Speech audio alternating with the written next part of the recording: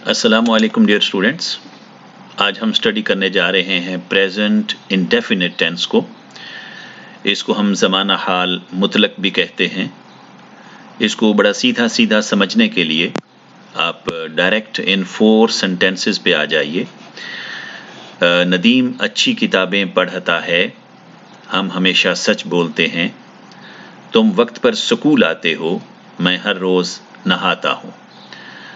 अगर आप इन चारों के चारों सेंटेंसेस को देखें तो इनके आखिर में आपको ये फेल नाकिस देख लीजिएगा, है, हैं, हो, हूँ, ये नज़र आएंगे फेल नाकिस। और ये चारों के चारों फेल नाकिस ज़माना हाल को यानी कि प्रेजेंट को उर्दू ज़ुबान में ज़ाहिर करते हैं।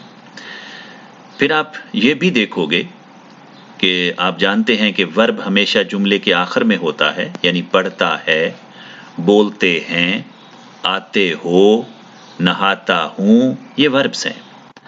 तो वर्ब के अंदर आप ता, ते, ती ये वाले हुरूफ या लफ्ज़ आप देखेंगे। और फिर बहुत आसान सी बात कि इस तरह के सेंटेंसेस को जब हम ट्रांसलेट करते हैं, यानी पहचान तो हो गई कि फेले नाकिस आएंगे ये चारों में से कोई एक, और ता, ते, ती ये वर्ब के अंदर मौजूद होंगे।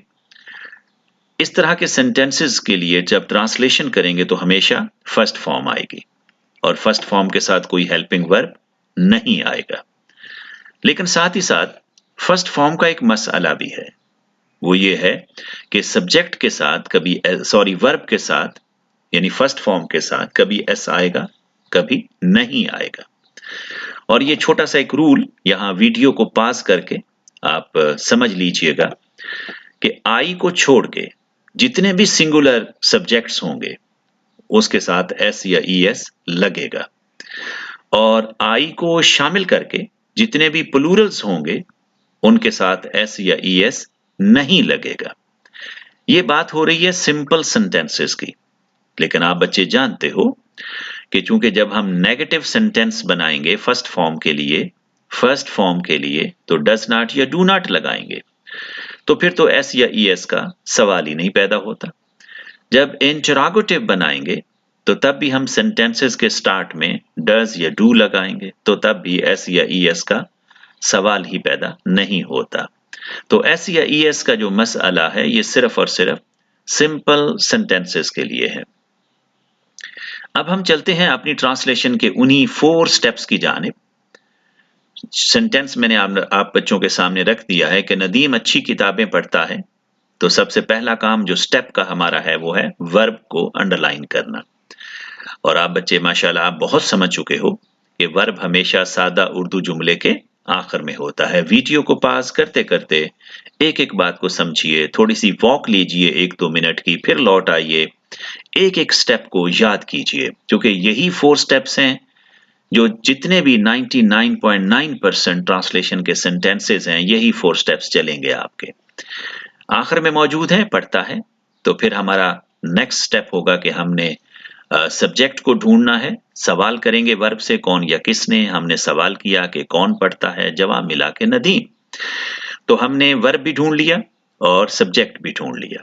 और हमारा तीसरा स्टेप ये होता है कि हम जो वर्ब होता है हमारा, हम उसकी 4 फॉर्म्स को लिखते हैं। लेकिन इस बार मैंने 4 फॉर्म्स को एक नए अंदाज में आपके सामने रखा है। यहाँ फिर वीडियो को पास कर लीजिएगा और मेरी गुफ्तगू को रिकॉल कीजिएगा कि देख लीजिएगा, पढ़ना ये हमारा वर्ब है और 4 फॉर्म है रीड, रेड, रेड, रीडिंग। और यहां मैंने एक और इजाफा कर दिया है कि ये जो 4th फॉर्म है रीडिंग, इसमें 12 में से 6 टेंसेस ट्रांसलेट होते हैं। जो 3rd फॉर्म है इसमें हमारे परफेक्ट के 3 टेंसेस ट्रांसलेट होते हैं। 2nd फॉर्म में सिर्फ एक टेंस होता है जिसे हम पास्ट इंडेफिनिट कहते हैं और इसमें कोई हेल्पिंग वर्ब नहीं आता। और इसी तरह से जो 1st फॉर्म है इसमें एक तो प्रेजेंट इंडेफिनिट और एक फ्यूचर इंडेफिनिट, ये 2 टेंसेस ट्रांसलेट होते हैं और इसमें भी कोई हेल्पिंग वर्ब नहीं आता। लेकिन जब हम फ्यूचर बनाएंगे तो फिर हम इनके साथ विल शैल लगाएंगे, लेकिन प्रेजेंट में नहीं आएगा। ये याद कर लीजिएगा कि प्रेजेंट में हेल्पिंग वर्ब नहीं आएगा, पास्ट में भी हेल्पिंग वर्ब नहीं आएगा। लेकिन जब हम परफेक्ट बनाएंगे यानी थर्ड फॉर्म, तो फिर ये हमारे हेल्पिंग वर्ब होंगे, और इसी तरह से ये हमारे हेल्पिंग वर्ब होंगे जब हम फोर्थ फॉर्म लगाएंगे। लेकिन जब हम परफेक्ट यहां भी डिस्कस करेंगे तो फिर हेल्पिंग वर्ब यही आ जाएंगे। ये जब हम इंशाल्लाह वो वाले सेंटेंस से डिस्कस करेंगे तो फिर मैं आपसे बात करूंगा। तो स्टेप 4 जो हमारा है बहुत सिंपल है। हम सादा उर्दू जुमले की तरतीब बनाते हैं कि सबसे पहले सब्जेक्ट की ट्रांसलेशन बनाएंगे हम, फिर वर्ब भी बनाएंगे, और फिर जो बच गया। तो आप बच्चों को तो मैंने बता रखा है क्या भला कि साथ साथ उस में से काटते जाइए। जैसे पढ़ता है, इसको आपने पेन फेर दिया, इसके ऊपर नदीम के ऊपर पेन फेर दिया, बाकी जो बच गया ये दो लफ्ज यानी अच्छी किताबें। और अब आप बच्चे जानते हैं नदीम की इंग्लिश तो बहुत आसान, अच्छी किताबों की इंग्लिश बहुत आसान।